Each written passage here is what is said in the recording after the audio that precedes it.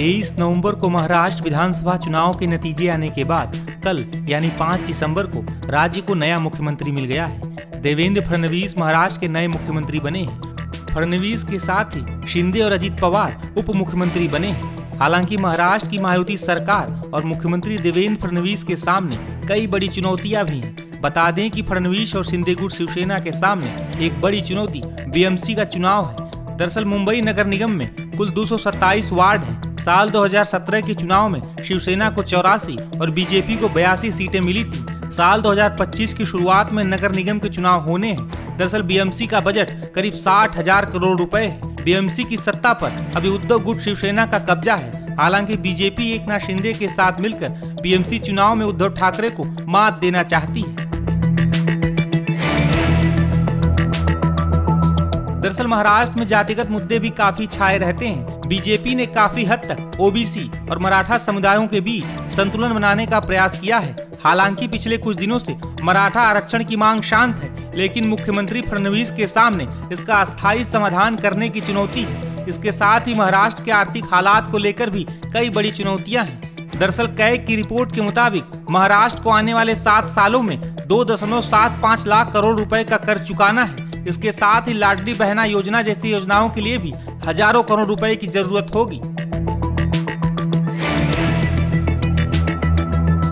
कल शपथ लेने के बाद महाराष्ट्र के नए मुख्यमंत्री देवेंद्र फडणवीस ने क्या कहा था, सुनिए।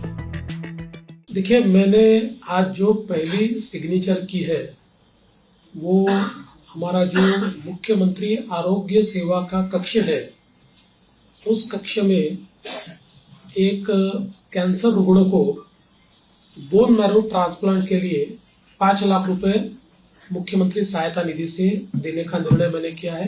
पहली साइन वो मैंने की हुई है। और यहाँ पर हालांकि मेरा अनुभव बहुत है और पिछले 10 सालों से 2.5 साल में विपक्ष नेता रहा, लेकिन 7.5 साल में सरकार में रहा, तो सरकार का अनुभव भी बहुत है। किंतु जिस प्रकार का मैंडेट इस समय मिला है, मैं ऐसा मानता हूं कि निश्चित रूप से उस मैंडेट का एक प्रेशर, जनता के प्यार का एक प्रेशर हमारे पर है। और मैं उसको महसूस करता हूं कि जब अपेक्षाएं बड़ी होती है तो चुनौती भी बड़ी होती है, क्योंकि लोग आपसे अपेक्षा कर रहे हैं। तो निश्चित रूप से उसका प्रेशर मुझ पर है। और जहां तक फिस्कल डिसिप्लिन का सवाल है, तो निश्चित रूप से उसके ऊपर हमको काम करना ही पड़ेगा, क्योंकि हमने बहुत महत्वाकांक्षी योजना की है। देखिए, क्या होता है कि नॉर्मली आप सोशल सेक्टर में और इंफ्रास्ट्रक्चर सेक्टर में, दोनों सेक्टर में एक साथ काम करते हैं, लेकिन सोशल सेक्टर का स्पेंडिंग ये हम लोगों ने 4 गुना 5 गुना बढ़ाया है, जो मैं ऐसा मानता हूं कि इकोनॉमिक्स में इसको गलत नहीं माना जाता है, क्योंकि इसका भी एक अपना रिटर्न होता है। इसके सोशल रिटर्न भी होते हैं, इसके इकोनॉमिक रिटर्न भी होते हैं, लेकिन उसका प्रेशर जरूर बजट के ऊपर आता है। तो उस बजट को बैलेंस करना ये हमारा काम होगा, हम उसको करेंगे। देखिए, पहला जो आपका सवाल है उसमें कौन सा मंत्रालय किसके पास रहेगा, ये अंतिम चरण में है। उसका निर्णय तीनों मिलकर करेंगे। यूनिलैटरली उसकी घोषणा मैं नहीं कर सकता। और जहां तक पुराने मंत्रियों का सवाल है, तो उसमें निश्चित रूप से सभी के काम का एक मूल्यमापन तो हो रहा है, मूल्यांकन हो रहा है। उस मूल्यांकन, क्योंकि हमारे जो दोनों साथी है, एकनाथ शिंदे जी ने भी और दादा ने भी, हम तीनों ने बैठकर ये तय किया है कि हम मूल्यांकन करेंगे। पुराने मंत्रियों के कामों का मूल्यांकन होगा, उसके आधार पर आगे का निर्णय होगा। और कई बार क्या होता है, देखिए, जब मंत्रिमंडल बनता है तो रीजनल बैलेंसेस होते हैं, अलग अलग प्रकार के समाजों का प्रतिनिधित्व होता है। तो इसलिए मुझे ऐसा लगता है कि कुछ निर्णय ये देखकर भी हम लोग करेंगे कि भाई पिछले बार उन्होंने कैसा काम किया है। कई बार ये होता है कि किसी ने अच्छा काम भी किया होता है, लेकिन रीजनल बैलेंस में क्योंकि 3 लोगों को मंत्री पद बांटने हैं, तो आगे पीछे होता है। महाराष्ट्र की नई सरकार के शपथ के बाद अब महाविकास आघाड़ी के नेता मायावती सरकार पर कई सवाल उठा रहे हैं। बात ऐसी है, एक तो ये 3 लोगों को शपथ लेने को 15 दिन लगे। इतना भारी बहुमत आज उनके पास है, खुद बीजेपी के पास अपना बहुमत है। फिर जो शिंदे गुट है उसके पास आंकड़ा है, अजित पवार के पास 200 से 225 से भी ज़्यादा विधायक उनके पास है, फिर भी 15 दिन तक वो सरकार नहीं बना पा रहे, शपथ नहीं ले रहे। और कल शपथ ग्रहण कार्यक्रम हुआ, उसमें सिर्फ 3 लोगों ने शपथ लिया, यानी अभी भी महाराष्ट्र से कि बड़े राज्यों को पूरी सरकार नहीं मिल रही है। उसका मतलब मैं ये निकालता हूँ, आज भी सब कुछ ठीक नहीं है।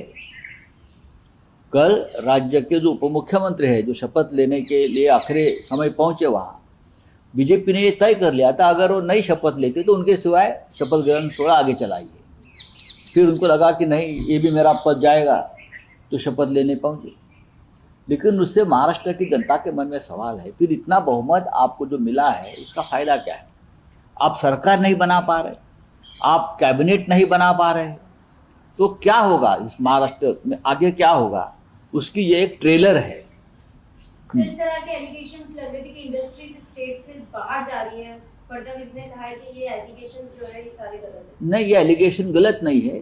देवेंद्र जी अपने दिल पे हाथ रखकर कहना चाहिए कि 5 साल में महाराष्ट्र के बारे में क्या हुआ है, क्या गलत हुआ है, कितने प्रोजेक्ट्स, हाँ, कितनी योजनाएं, कितनी केंद्रीय कार्यालय महाराष्ट्र से उठाकर गुजरात राज्य में चले गए।